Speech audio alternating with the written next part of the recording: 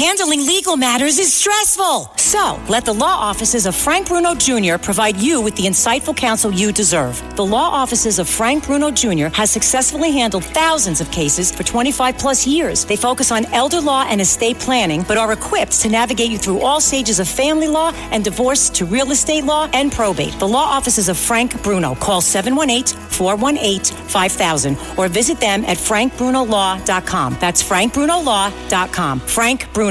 He's your numero uno. The Greg Kelly Show. All right. Not bad news. Good news. I guess Russia is releasing some of our guys. An American, Evan Gershkovich. Evan Gershkovich. Have you been on the edge of your seat about Evan Gershkovich? I knew he was going to be all right. He was being held by Russia. Not like he's a terrorist, a terrorist captive in a tunnel underneath Gaza being held by Hamas, right? Where you could lose your head at any second. Evan Gershkovich, Wall Street Journal reporter. I don't know what he's accused of doing, but he was in jail in Russia, and they just sentenced him to, I think, 6 years in the joint, in the clink. But, it's Russia. And, oh, by the way, Russia is, believe it or not, a civilized country. They're civilized. You got to give them that. They may be brutal in some respects. Putin is a murderous guy, I guess. All right. But it's a civilized country. They don't raid music festivals and take women and children hostage and cut babies' heads off. They don't do that. So Evan Gershkovich, all right, I'm glad he's back. And so is some guy named Paul Whelan. And they were being held in Russia for a long time. You know what they were getting in Russia? 3 meals a day, exercise. I don't like that Americans are held prisoner. I want them all home.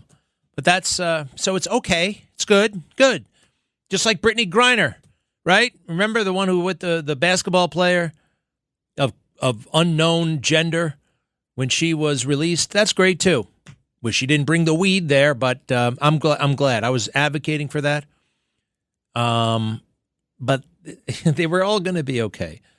I'm worried about the hostages, the American hostages, the Israeli hostages, women, children, men, the elderly, still being held by brutal terrorists in Gaza, Hamas, and nobody really still seems to give a damn, especially the Biden administration, okay? So the media is going bananas, and I guess it's good news. It's good news, but you know why they really care? Because it's a member of the media. They worship themselves. They're always giving each other awards. They're always, we're the defenders of democracy and all that. They're basically just a bunch of jerks, all right? All journalists, almost all journalists, almost, are jerks. And that goes for whatever orientation, race, whatever, white journalists, black journalists, Asian journalists. You know, every journalist subset has some sort of club. You got the National Association of Asian Journalists. You got the National Association of Black Journalists. You got the National Association of Hispanic Journalists. No white journalists, but that would be racist, wouldn't it? And I have no interest in hanging out with people who are my race, not my race. We don't think of it that way. We get together over things like, I don't know, do we like the same whatever music, food? Do we? Are our wives friends? Just all that. It's just nothing to do with race. Still, I maintain. But the National Association, and this is where it gets all boring and stupid. So you heard about this, right? Hey, I'll get to the National Association of Black Journalists and what Trump said and how he said it and all that stuff. I think he's fine to a point. You guys know I love Donald Trump. I can't wait to vote for him. It's going to be great. I want him to win. I've always felt that way about him. Ever since he came down the escalator, I like the substance. I even like the style. The mean tweets, the funny stuff, all of it. And the political incorrectness, I think it's great. I do. Just because I think it's great and I'm getting a kick out of it doesn't mean it's the only way to act. For the first time, I think, since Donald Trump became a political force, which was in 2015, I'm poised to offer some political advice. I am. I'm getting close. I'm getting it together, what I want to tell him, how I'm going to tell him, what I think should happen. Because right now, there's like a total freak out. Yeah, there's a freak out and there's a bit of depression from what I'm hearing in the Trump campaign. Every campaign has this to some extent, right? You got the factions that are warring against each other. You know, this deputy campaign manager doesn't like that deputy campaign manager, and that a senior advisor made a recommendation, and it turned out to be a bad recommendation. So everybody else is like, aha, you see, that sucks. So you suck, and we shouldn't listen to you anymore. So there's all this factionalism going on. And apparently the J.D. Vance thing, even internally, they're like, I told you we shouldn't have picked that guy. So there's a lot of stuff going on. And I'm going to get to, I'm still formulating how I want to and what I want to tell him. And I'm going to tell him publicly, all right? I know you say, well, you should tell him in private. Not really. You know, and when you say this stuff in private, and I do, most of the time, you got to say, yeah, praise in public, you correct in private, right? But, you know, I can't tell you how many people have gone up to President Trump, or any president for that matter, and they said, I got the solution that's going to straighten everything out. I can't wait to tell the president about it. And you get in there, and it just doesn't work that way. Number one, you're probably not going to be alone with him. There are a bunch of other people in the room. You don't have much time. He's doing a lot of the talking. You won't be able to get it all in. Sometimes it's better to write it down. Sometimes it's better to make a little speech. Sometimes it's better to, I don't know what. I'm not in the habit of advising presidents, but number one, I'm getting a little bit tired of the rallies. I'm tired of the rallies. Now, here's where I'm coming from. Personally, I actually like them. But at the same time, yeah, I am tired of them, and I think people are getting tired of them. You see, the rallies go on for, 2 hours, right? You can't watch a whole rally. Who has that kind of time? The people who go to the rallies are the fanatics, the MAGA base, ultra MAGA. I'm ultra MAGA. I love it. Now, one of the reasons why I don't want him going to the rallies, quite frankly, is I think I have a little bit of PTSD, post-traumatic stress disorder. Every time I see him come out and go to the podium, forgive me, but it's like, oh my God, he could be shot at any moment. It's like the scene of the crime, even though it's not the same city, it's not the same state, it's the same setting. And it's starting to kind of freak me out. It is. I had this uneasiness about the whole thing. Also, when he's talking to the audience at the rallies, which is me, which is you, which is Ultra MAGA, he's not talking to the independents, to the undecideds. And look, I may be totally wrong. Maybe they have data that say there are basically no independents, there are no undecideds. It's not about that. I wonder if some people who have heard nothing but lies about Donald Trump couldn't be persuaded, because literally everything they say about him is a lie. Everything. So he has these big rallies. Occasionally, I mean like once a year, it doesn't happen very often, he'll have a town hall. He'll go to CNN, town hall, right? And they got an audience there. What if he did the town hall by himself? Or forget it, maybe it doesn't even have to be a town hall. You know, campaigns have the resources to do this. What if they got maybe, I don't know, 20 undecided voters, 20 people on the fence? You could find them. You put them down, you put some cameras in there, and watch President Trump interact with them. Watch what he can do with the smaller audience, still on television. Here's where I got the idea. In 2020, the RNC convention was actually a lot better than the 2024 convention. 2024 convention was great, but it was all, standard stuff we've seen before. Big speeches, balloons, bigger speech, balloons, bigger speech. I accept your nomination. It was very traditional and good. But because of COVID in 2020, he did a lot of things that you don't normally do in a convention. He met with small groups of people. He met with a bunch of people he met with a trucker. He met with a nurse. He met with a security guard. He met with a a mailman. The reason why I'm hesitant, it was a male woman, a female postal worker. You don't call a male woman, do you? Mailman? Anyway, a postal person, families of hostages, and then again, regular people, a guy who ran some sort of small business selling shoelaces, just regular people. And to see him interact, and be himself and not need one of those stupid blue cards that everybody... Joe Biden can't do anything without a dopey card. Trump can. He likes people. People like him. I think of him in a setting. If they were undecided, no media. He doesn't have to be asked questions from some vicious, biased reporter. What do they know better than anybody else? Nothing. They're all jerks. He could have a sidekick. He could have a partner, and they could be from all walks of life. And maybe you have the person be a little bit famous to make it something of a show. All right. Now look, the transgender thing has been totally overblown, right? It's like I used to say there are 6 transgender people in America, right? Because it's very, very few. Actually, though, now it's a thing. So my wife, 4 of her friends have transgender children. 4, right? Now, that's artificial. That's culturally generated. It's the cool thing to do. It's a shortcut to status, prestige, benefits, head of the line. You're suddenly a protected category, right?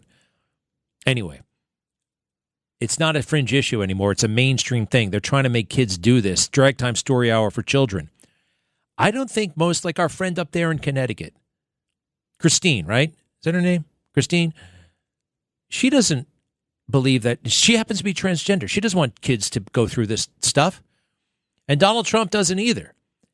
Once you're 18, do whatever the hell you want. I think, he could do this with Caitlyn Jenner, right? What the hell? Caitlyn Jenner and 10 people, and you don't have to just talk about sexuality. You can talk about taxes. You can talk about not having a border. You can talk about stupid wars. You can talk about the peace and prosperity we had under Donald Trump. And you can do it in a kind of a respectful, laid-back way. I just think this is, I actually got the idea in a couple of ways. RNC 2020, and all the way back in 1968, Richard Nixon. Nixon had been around for a long time by the time he ran for, how long was it? He'd been a national figure for over 20 years. And people kind of were sick of him. Not that I'm not sick of Trump. I love the guy. But some people, the act has worn thin. And I will say, the rallies give me something. I want to see him challenged. I want to see him, because I know he can handle it. And I know he can make friends out of enemies. I know he can do it. I know we could have a 45, 48, 49 state margin of victory. It can happen. He can do it. I think it's time to change a little bit. A little bit. And actually, I know somebody who would agree with me. He's no longer with us. The late, great Richard Nixon himself talks about this. So he'd been around for a long time. They decided we're going to unveil the new Nixon. And they put him into new environments. He wasn't just yelling at the press. They put him with a bunch of regular people. They called it the Man in the Arena series. And he would just stand there in no podium, no notes. And people would ask him questions. Regular people. No jerky Caitlin Collins or Rebecca Scott or Rachel, whatever. Nobody like that. You don't need Jake Tapper hanging around getting in the way. You don't do any events for a few days. And then you come out with these things. They don't watch the rallies. The networks basically don't take the rallies anymore. Unless, of course, he's shot. What do you think? There are a couple of other things, too. A couple of other things I got to work on. J.D. Vance. He's got to get his mojo back. I love J.D. Vance. He said a couple of semi-controversial things 6 years ago, and it's rattled his cage somehow. I keep hearing he's the most brilliant guy, and I kind of think he is. How can't he get out of this tailspin he seems to be in? And why are they just protecting him? Why the hell isn't he back on Meet the Press? Why isn't he out there mixing it up? I have a theory, actually. I kind of know why he's not mixing it up. That gets a little bit internal, a little bit dramatic, a little bit, look, there's always workplace drama, right? Always, always, always, always. Hey, but how about this for drama? We'll do this NABJ thing. Is that what it is? National Association of Black Journalists. It wasn't good. As we'll go to break on this. Remember how he usually comes in? Proud to be an American. Listen to how they introduce him and listen to the song and listen to the lack of applause. Cut 24, please. Cut 24. We have a lot to get to, and we do not want to waste any time. So let's bring out the former president of the United States, the Republican nominee for president, former President Donald Trump.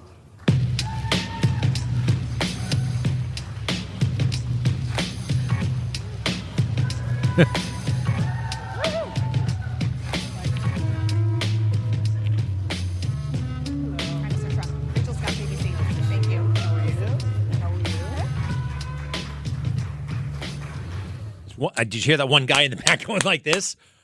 Hostile room. And it got worse from there. That lady called him Mr. Trump, by the way. A little dig. A lot more going on there. I like the way he handled it, but I also can't stand the way he handled it, all right? It's time for a change, and I know he can do it. I know it. I know it. I know it. I know it. I'll be right back. Greg Kelly.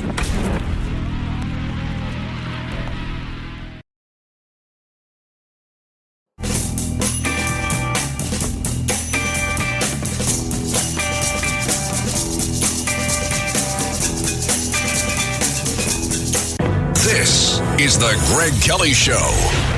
Mr. President, we so appreciate you giving us an hour of your time. I want to start by addressing the elephant in the room, sir. A lot of people did not think it was appropriate for you to be here today. So how about that? That's how she starts off. I don't care if you're the president of the United States or it's your first day of work at McDonald's. That is a horrible feeling. You go into an event, a party, whatever, and the host tells you that most of the people at the party don't want you there. What the hell kind of thing is that to say to a human being? It's awful. It is an awful way to start, all right? It was just, it's beyond. Put yourself in his shoes. They say he doesn't have empathy. Have empathy for him for a moment, all right? What do you think? Think about what you would feel like. You walk in, you already have a heads up that people are, tense about you or whatever, and they say that to you, and then they throw this crap in. Next, please. Next clip. You have pushed false claims about some of your rivals, from Nikki Haley to former President Barack Obama, saying that they were not born in the United States, which is not true.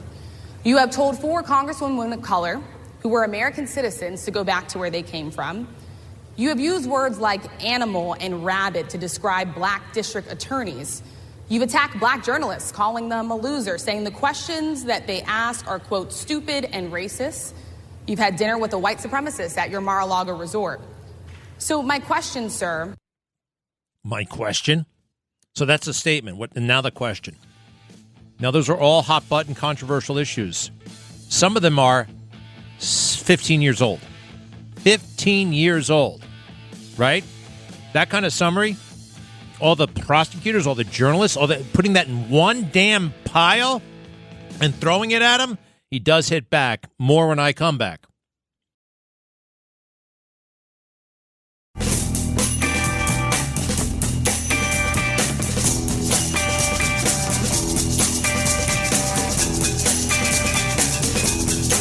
You're listening to the Greg Kelly Show. All right, of course, the silly media is going bananas because Evan Gershkovich has been let go by the Russians. That's good news. But let's face it, it's not like January 20th, 1981, and all the hostages from Iran came home. Remember that? All right, it's not that big a deal. These guys were always safe to begin with. Why is it such a big deal? In part because it's a Wall Street Journal reporter. Oh, a member of the fake news. Wall Street Journal is not entirely fake news, but a lot of it is. And whatever happened to Peggy Noonan? My gosh. All right, where were we? I want to go through this. All right, so she's being really nasty. She is. And let's see, we just picked it up. The elephant in the room thing. Then she makes that big statement about all these black journalists, and you lied about this guy, and you said this about Obama, and you're terrible. And so, cut 27. Then she finally gets to her question. So my question, sir, now that you are asking black supporters to vote for you, why should black voters trust you after you have used language like that? Well, first of all, I don't think I've ever been asked a question in such a horrible manner. First question. You don't even say, hello, how are you? Are you with ABC? Because I think they're a fake news network, a terrible network. And I think it's disgraceful that I came here in good spirit. Wow. What do you think, huh? Now, part of me loves it. He's right, but a little bit he's not right. He said, I've never been asked a question in that kind of manner. Her manner is fine. You know what I mean? The substance is not, but she's not yelling or screaming. I like it to a point. But we got bigger fish to fry right now. Keep going. I think it's a very rude introduction. I don't know exactly why you would do something like that. And let me go a step further. I was invited here, and I was told my opponent, whether it was Biden or Kamala, I was told my opponent was going to be here. It turned out my opponent isn't here. You invited me under false pretense. And then you said, you can't do it with Zoom. Well, where's Zoom? She's going to do it with Zoom, and she's not coming. And then you were half an hour late. Just so we understand, I have too much respect for you to be late.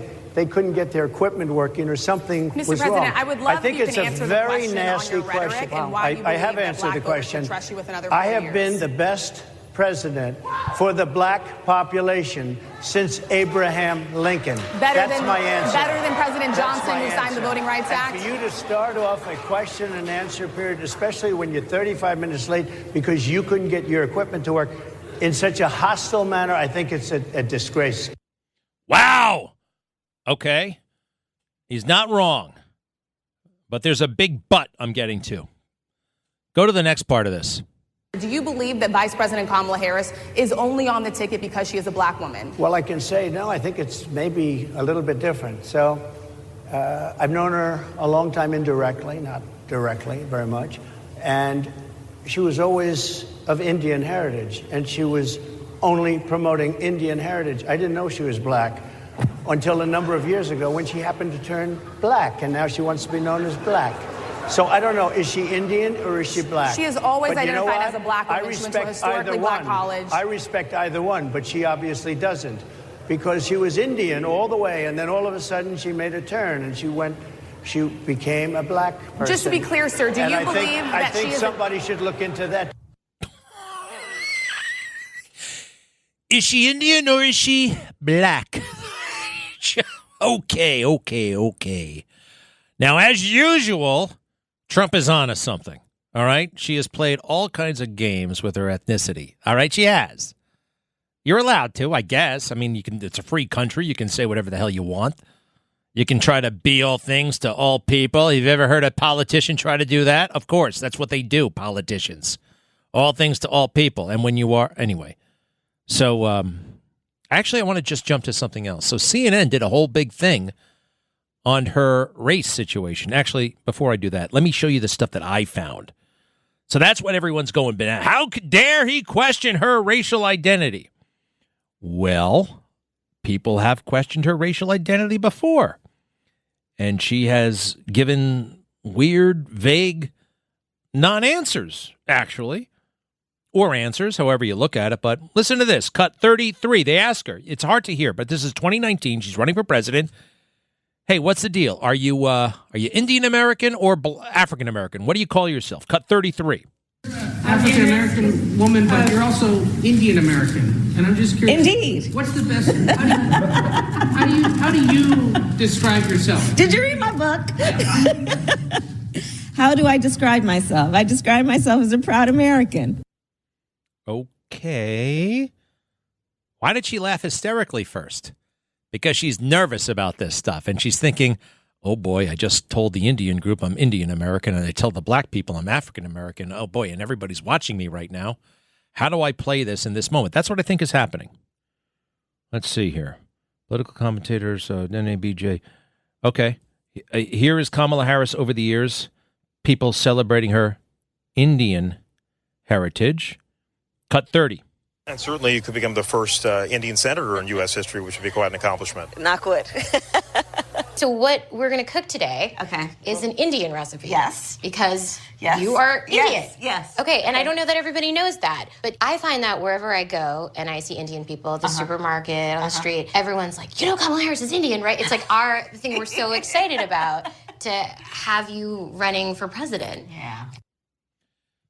And she has a face on her, like, okay, Indian American, Indian American, Indian American. Okay. I mean, yeah, it's a thing potentially. It's a thing. Now, I don't think it's the thing for now. I don't think Trump should be going down this rabbit hole. It's like Vivek Ramaswamy told us the other day, just talk about the issues. Normally, when I hear that, just talk about the issues, just talk about the policies, I think, who wants to talk about policies? Politics is a lot more fun, right? That's what all these reporters do, by the way. They don't care about policy. They don't care about the issues. The issues are kind of hard sometimes. Policy. Who wants to sit around reading briefing papers and position books? Nobody wants to do that.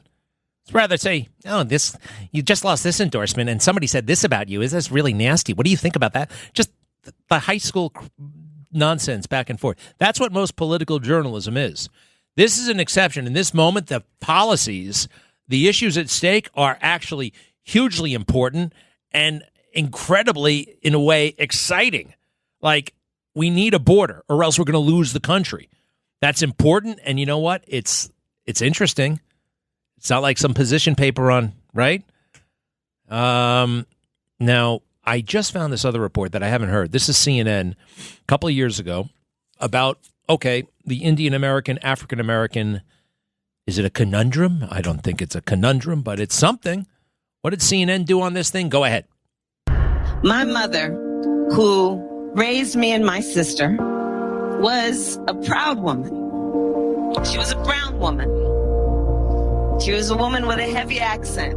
And her mother, Shamla Gopalan, was also the biggest influence in Kamala Harris's life. The answer is absolutely yes, Joe. After the big announcement, Harris's sister wrote in a Twitter post, "You can't know who Kamala Harris is without knowing who our mother was." In 1958, a precocious 19-year-old Indian, Gopalan traveled thousands of miles from her home and family to pursue a doctorate in nutrition and endocrinology in America. She soon became an active civil rights crusader while studying at UC Berkeley.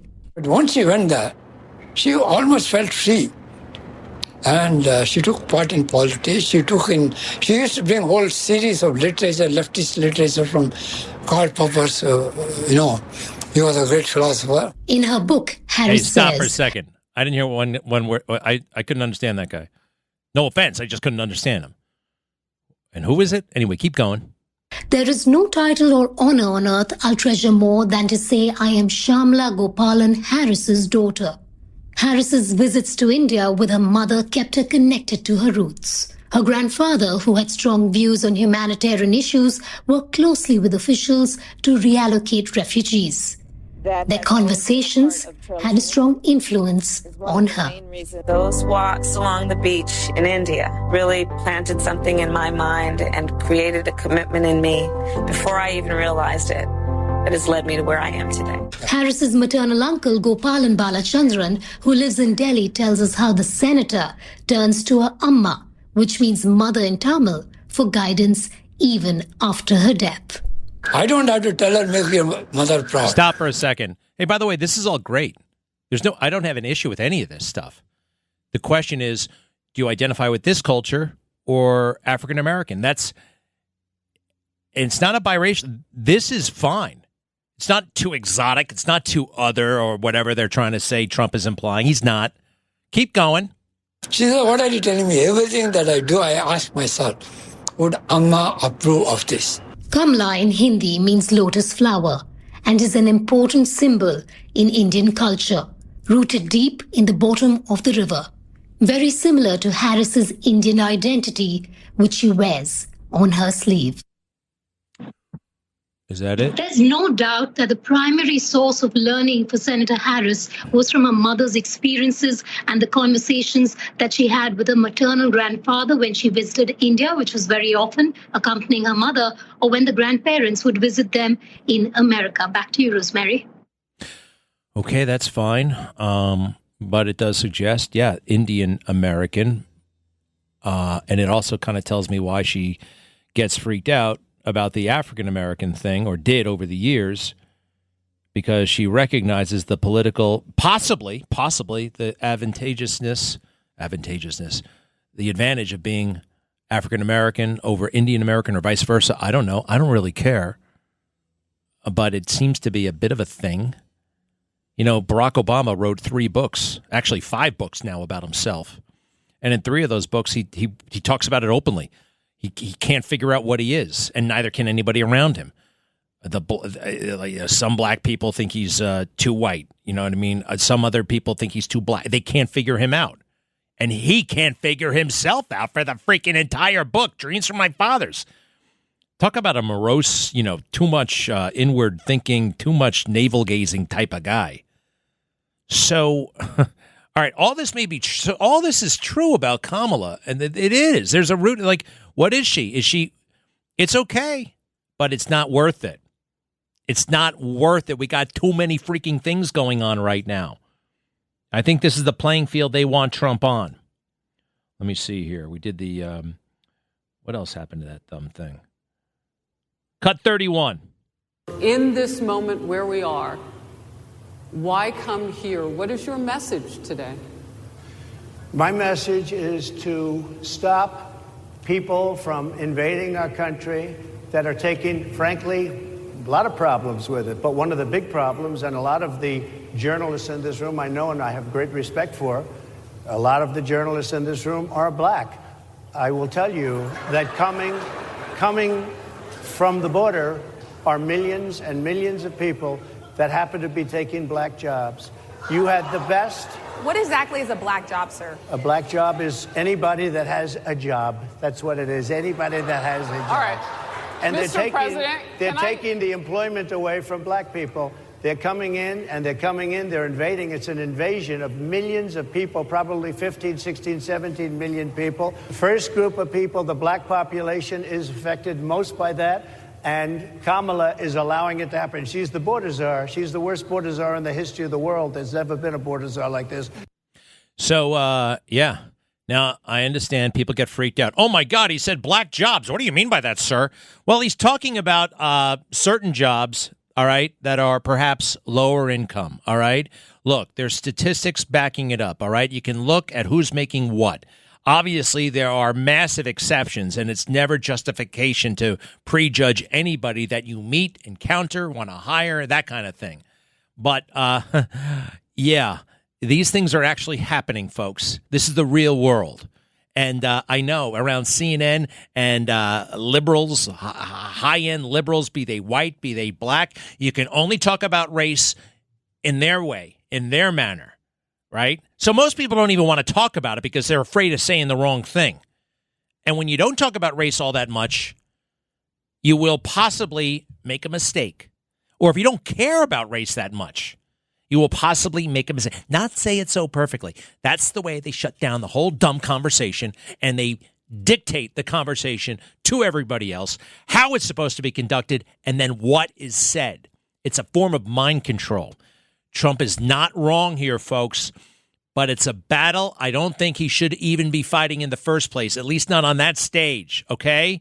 I want to hear from you, 800-848-9222. And by the way, this is not the only thing I'm about to tell Trump, okay? No. I love the guy, but everybody's got to grow and change, including him. I'll be right back. Greg Kelly.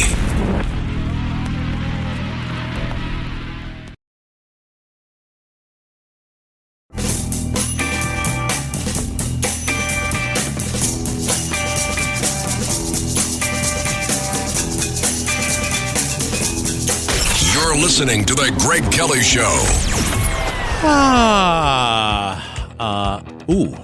That's the song of the show. We're going to work it into the jingle. All right, let's go to Joy in Brooklyn. Hello. Hi, good afternoon. Good afternoon, Greg. So basically, this is what I wanted to say. President Trump is wrong for bringing up the black issue. He has to realize that black America does not care about that. They consider her a black woman. There are many people in the black race who are mixed. It's no different than if someone is Italian American and Irish American. She can embrace both heritages. So he was very wrong about that, to think that Also, he needs to stop calling her a socialist. Hey, wait. She is a socialist. She's damn near a communist. And I mean, when you say, Joy, I mean, forgive me, but I don't know if you can speak for all black people.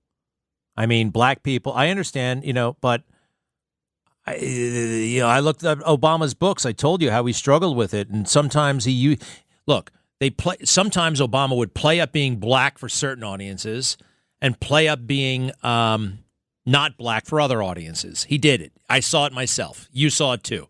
Talks like this sometimes. You know what I mean? He changes. All the politicians do it. White politicians do it. You've seen it. So, Joy, I mean, there is a little bit of a question mark there. I don't think he was necessarily wrong. I think it was like a waste of time, though. I gotta tell you that. I mean, I just don't. I mean, when I don't speak for all white people, you don't speak for all black people. I'm assuming you're black. I think you are black. I can kind of tell by your voice. Let's face it. Okay, is that fair to say? I think it's okay to say. You can tell by me. This is the real world. Hi, Joy. Sorry. I wasn't sure if I was still on the air. All right. Oh, it's probably best you didn't hear what I just said anyway. I'm only kidding. Go ahead. I can hear you. Obviously, I don't speak for all blacks, just like you don't speak for all whites. However, since I am a black person, since I am a black American, I do feel, based in my opinion, that I'm more in tune of what's being said with Black America. Okay, as far as blacks, and even if you believe that's not true, he is going down the wrong path. He is going back by addressing her race. Also, while you said she is a socialist, what I am saying is that he needs to attack her on concrete and pinpoint policies as to why his policies are better than hers. Calling her continuously a socialist, a communist, while those things may be true, he needs to address why his policies are better. All right, now hold on a second. All right, yeah. I know, but the thing is, he does do that. People pretend, he's just calling names. No, if you watch the whole event, he goes into detail. He does it at the rallies too. We all know the policies at this point. We all know Title 42. We all know the things that they undid. We all know about the executive orders. We all know that she's opposed to fracking. We all know the issues. We know them cold. I mean, so and we know it in part because of him. He's relentlessly talking about the issues. He doesn't get enough credit for it. So, Joy, I mean, what? I watched the whole interview with the black journalist, and he did not know how to answer some of those questions. He should have been prepared to answer those questions. He should have been prepared to answer the questions. No. I think the DEI hire thing, all right, the DEI hire may have thrown him for a loop. But you know what would have thrown me for a loop, and maybe even you, Joy? All right, I want to do it again here. Let me see here. Where is the elephant in the right? Cut 25. Mr. President, we so appreciate you giving us an hour of your time. I want to start by addressing the elephant in the room, sir. A lot of people did not think it was appropriate for you to be here today. Right there. I mean, Joy, if you went to a party and the first person you saw, the host, made an announcement that a lot of people don't even think you should be at this party, I mean, it would make you feel miserable. It would make me feel miserable. I think it made him feel miserable. That's no way to say hello. Don't you agree? Come on. Okay, I'm going to explain to you why I disagree. And I just want to say this point. He should have been prepared. It was not only the DEI question, it was also the question about the officer who's now charged allegedly for murdering the woman in the home with the hot water. And he's in Chicago, where they are constantly having protests against migrants in their neighborhood. As far as the black judge... Wait. Look. Joy, not everybody's following that case with the officer, all right?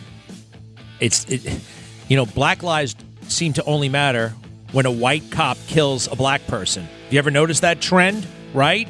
So hey, stay with me for this. Janine Pirro here for Colonial Metals Group. Colonial Metals Group helps Americans protect their future with the most trusted store of wealth in human history, physical gold and silver. If you're retiring or retired, go to colonialmetalsgroup.com/Pirro for your free Janine Pirro Colonial Metals Group Retirement Protection Kit, or call 800-965-8004. 800-965-8004 now to receive a free home safe and up to $7,500 in free silver.